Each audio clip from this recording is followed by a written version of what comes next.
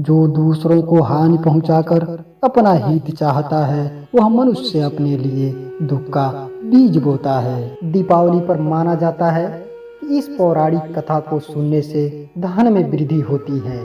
पौराणिक मान्यताओं से यह कथा काफी प्रचलित है। कहते हैं एक बार कार्तिक मास की अमावस्या तिथि को माता लक्ष्मी विचरण कर रही थी। तभी वह रास्ता भूल गई और रास्ते में चारों तरफ घोर अंधेरा था। पृथ्वी लोक पर रात्रि के समय हर कोई सो रहा था। घर के दरवाजे बंद थे। माता लक्ष्मी भ्रमण करते हुए एक वृद्ध महिला के घर पहुंची, जो उस समय वह किसी कार्य में व्यस्त थी। उसने माता लक्ष्मी को विश्राम करने के लिए बिस्तर आदि का व्यवस्था किया। जहाँ पर माता लक्ष्मी ने विश्राम किया, इस दौरान वह वृद्ध औरत अपने काम में व्यस्त थी। काम करते करते वह सो गई। जब उसकी आंख खुली तो उसकी कुटिया की जगह महल बन गया था। उसके घर में धन धान्य के अतिरिक्त सभी चीजें मौजूद थी। किसी चीज की कमी नहीं थी। माता लक्ष्मी वहां से कब चली गई थी, उस वृद्ध महिला को पता ही नहीं चल पाया। माता लक्ष्मी उस महिला की सेवा से प्रसन्न होकर उस पर कृपा की थी। उसके बाद से हर वर्ष कार्तिक अमावस्या को रात्रि में प्रकाशोत्सव करने की परंपरा शुरू हो गई। इस दिन माता लक्ष्मी के आगमन के लिए लोग अपने घरों के द्वार खोलकर रखने लगे। माना जाता है कि भगवान धन्वंतरी के बाद माता लक्ष्मी 2 दिन बाद समुद्र से निकली थी। इसलिए उस दिन दीपावली का पर्व मनाया जाता है। भगवान धन्वंतरी की पूजा अर्चना करने से आरोग्य सुख की प्राप्ति होती है। भगवान धन्वंतरी के अलावा इस दिन माता लक्ष्मी, धन के देवता कुबेर और मृत्यु के देवता यमराज की भी पूजा की जाती है। मान्यता है कि भगवान धन्वंतरी को भगवान विष्णु का अंश माना जाता है। शास्त्रों में वर्णित कथाओं के अनुसार समुद्र मंथन के दौरान भगवान धन्वंतरी हाथों में अमृत कलश लेकर प्रकट हुए थे।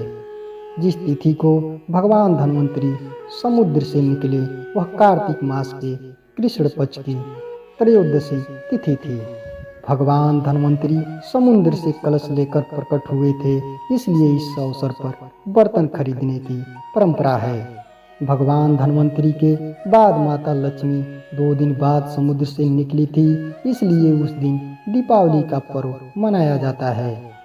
इनकी पूजा अर्चना करने से आरोग्य सुख की प्राप्ति होती है। एक बार यमराज ने यमदूतों से एक प्रश्न किया कि क्या कभी मनुष्य के प्राण लेने में तुमको कभी किसी पर दया आती है? यमदूतों ने कहा कि नहीं महाराज, हम तो केवल आपके दिए हुए निर्देशों का पालन करते हैं।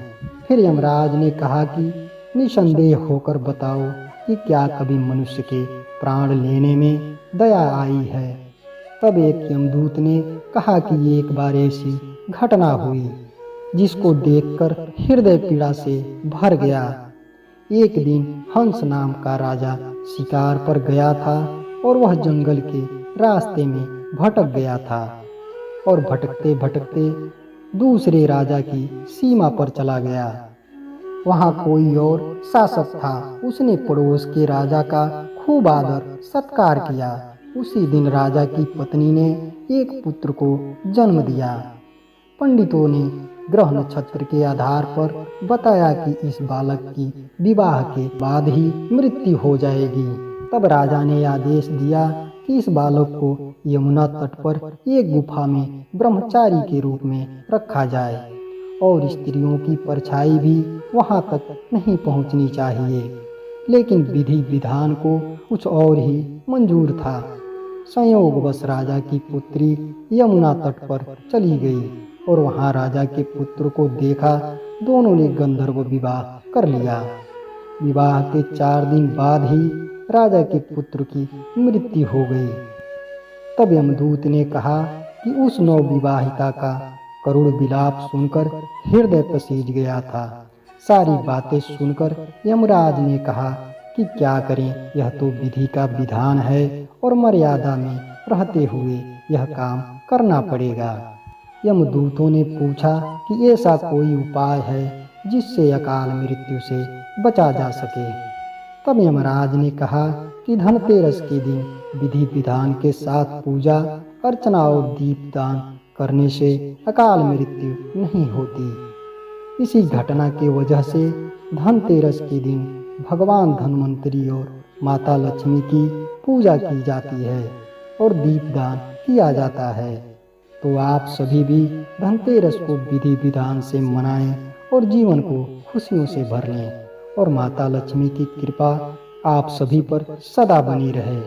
तो आज की वीडियो आपको कैसी लगी कमेंट बॉक्स में ज़रूर लिखें और ऐसे ही ज्ञानवर्धक वीडियो के लिए चैनल को सब्सक्राइब और वीडियो को लाइक ज़रूर कर दें।